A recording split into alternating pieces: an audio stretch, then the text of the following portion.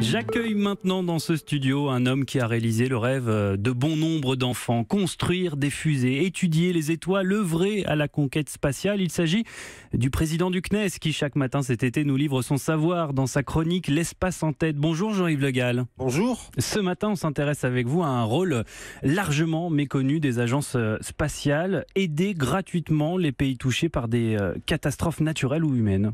Oui, c'est ce qu'on appelle la charte internationale espace et catastrophes majeures que le CNES a mise en place il y a quelques années avec l'Agence spatiale européenne. Et l'objectif, c'est que lorsqu'il y a un séisme, une catastrophe qui se passe quelque part dans le monde, eh bien, tous les satellites qui vont survoler cette région vont braquer leur télescope sur la région sinistrée pour pouvoir donner des informations extrêmement utiles au secours. Les informations extrêmement utiles, ça veut dire des images satellites. Vous leur dites quoi exactement ? Donc les premières images, par exemple, si je fais référence aux cyclones qui ont frappé l'arc antillais à l'automne dernier ou aux inondations au Texas, on peut dire de façon très précise quelles zones sont inondées, à quel endroit les cyclones ont dévasté les habitations, des choses comme ça.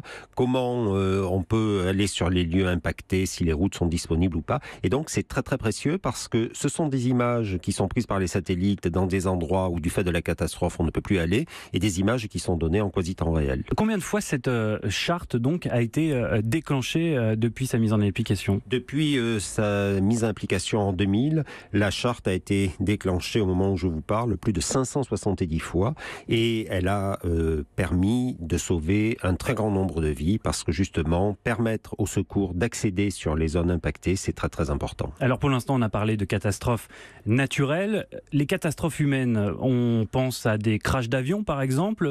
C'est ce genre de cas sur lequel la charte peut se déclencher ? Les crashs d'avion, c'est, je dirais, un peu moins compliqué parce que dès qu'on a identifié l'endroit où l'avion s'est écrasé, on peut envoyer des moyens classiques. Mais les catastrophes naturelles, quand même, sont de beaucoup plus étendues.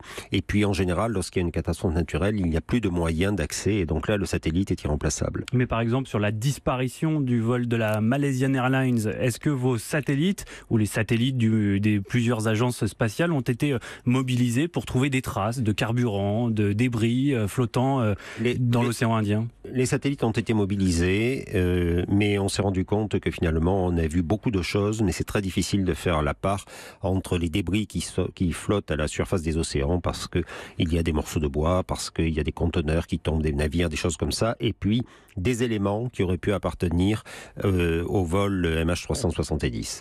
L'espace en tête, le rendez-vous matinal de Jean-Yves Le Gall, le président du CNES, qui nous aide à mieux comprendre ce qui se passe au-dessus de nos têtes. Merci. Merci. Et à demain.